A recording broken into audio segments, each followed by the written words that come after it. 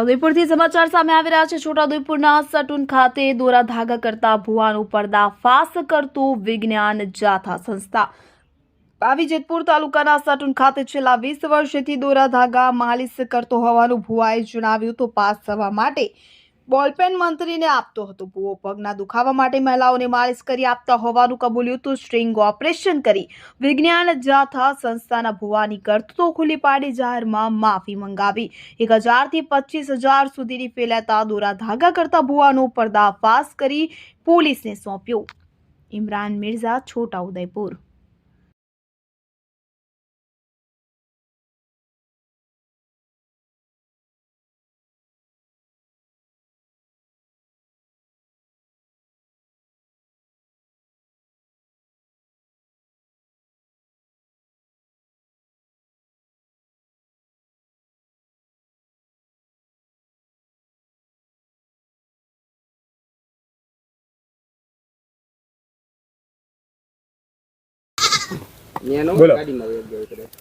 છોટાઉદેપુર જિલ્લાના પાવી જેતપુર તાલુકાના સટુન ગામમાં સીમ વિસ્તારની અંદર છેલ્લા 20 વર્ષથી ભુવાપણું કરતા ભાઈ ગણપતભાઈ નાથુભાઈ નાયકા કે જેઓ દોરા ધાગા, લોકોને પરીક્ષામાં પાસ થવા માટે બોલપેન, કોઈપણને પગમાં બીમારી હોય તો માલિશ કરવા, આવા અનેક કાર્યો કરતા હતા।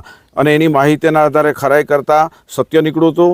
એમને આજે કબૂલાત આપી, તેઓ કબીરપંથના છે, શિષ્ય છે અને તેઓ બધી કબૂલાત આપી કે કોઈ પણ મહિલાના પગની અંદર આવી રીતે માલિશ કરાય નહીં મંજૂરી વગર।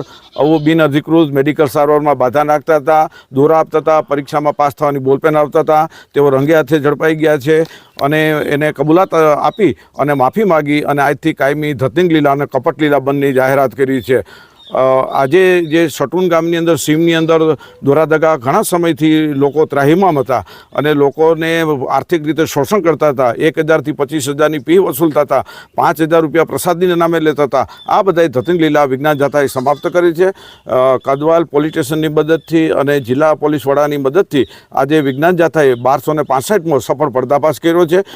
અમે લોકોને અપીલ કરી કે આવા કોઈ પણ હિન્દુ, મુસલમાન, ક્રિશ્ચિયન કોઈ પણ દોરાધાગા કરતા હોય કે ધતિંગ કરતા હોય અને લોકોને માનસિક ઈજા કરતા હોય તેની સામે નવા વિધેયક પ્રમાણે ફરિયાદ દાખલ થઈ જશે। ફરિયાદ કરવા આગળ આવો અને આવા ધતિંગ લીલા કરતાની દુકાનમાં કોઈ જવું નહીં તેવી પણ જાથા અપીલ કરે છે। ગણપતભાઈ નાથુભાઈ નાયકા, ગામ સટુન। હું કામ કરતા હતા તમે અહીંયા? અમને એક આ પગનો દુખાવો એમ કીધું, એ બેનને ખાલી તેલથી માલિશ કરી આલતેલો બસ। બોલપેન આલો છો? શું છે બોલપેન? જો ભાઈ આ ગુરુદેવની આખી કે સત્ય નામના આધારે એક આ ટેક સત્ય નામના આધારે કે આ પરીક્ષામાં પાસ થઈ જતો હોય આ ભાઈ તો સરસ વાત। સદગુરુને મારો આદેશ। એની માટે તમે કેટલા રૂપિયા લેતા હતા? ના, મેં તો ના પાડી। દોરો બ્લેક દોરો કયો કાળો દોરો બાંધો છો? એનું રીઝન શું છે? એ કાળો દોરો ખાલી એક સત્ય નામનો નામ લઈને આ દોરો બાંધું। કોઈ પરમિશન ખરી આના માટે તમે કરો છો? એના માટે ના, એટલે સત્ય નામ એમ કરીને દોરો બાંધી દેવાનો। કામ થઈ જાય ને પછી કામ થઈ જાય 5,000 રૂપિયા ના ના 5,000 ના, એ તો પોતાની તમે કયો ગુરુદેવના આધારે ગુરુદેવનો જે ખર્ચો થાય પ્રસાદીનો એ પ્રસાદી પ્રમાણે તમારે ચઢાવવાનો। એમાં તમારે જે ખર્ચો થાય એ પ્રસાદી તમારે લાવવાનો। એ તો મેં શું કીધું કે પ્રસાદી તમારે લાવવાની છે।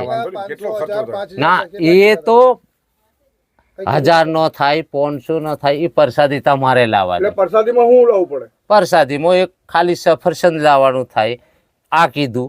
પછી બીજું તો સળીફળ લાવવાનું થાય એ કીધું। કોઈક મીઠાઈ લાવવાની થાય। હવે આ ગામના લોકો તમને બળવા તરીકે ઓળખે છે, એ વાત સાચી છે? ના, મને બળવા તરીકે નહીં કે કોઈ, પણ મને શું કહે છે પેલો કબીર સાહેબના અમે ભગત એટલે સાહેબ તરીકે મને કે। તમે આ ગામના લોકો સાહેબ કહે છે? હા બસ, કબીર સાહેબના અમે ભગત એટલે કરો છો ખોટી રીતના કરો છો કેવું છે? અરે બંધ કરી દેવાનું આસ્તે આ કામ। તમને લાગે છે હું ખોટું કરું છું? કોને? તમને એવું લાગે?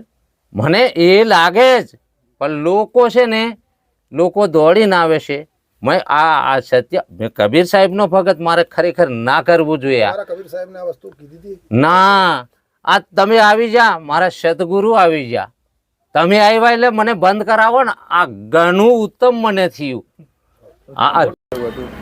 હું અહીંયા ગણપતભાઈ બુવા પાસે જોડા ગઈ હતી તો મારા પગ બતાવ્યો એને કીધું કે તમને હું માલિશ કરી દઉં. એટલે મેં કીધું મારા પગમાં ઓપરેશન આવે. તો કે હોય કે હજારો માણસોને મેં કે હાજા કર્યા કરીને ઓપરેશન કે નહીં કરવું પડે. અને મને તેલનું ગૂંઠણથી ઉપર સુધી સાથળ સુધી કપડાં ઊંચા કરીને મને માલિશ કરી દીધી. અને પછી એટલે ચોખાની ચપટી દીધી.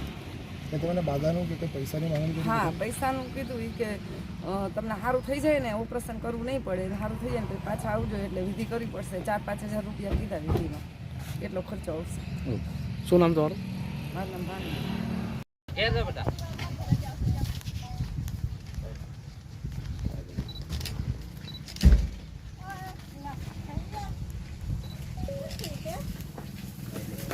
ઉભા રહેજો.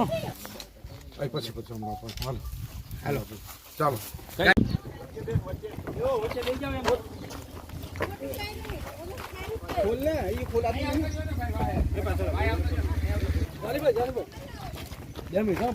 ઉભા રહેવું પડશે.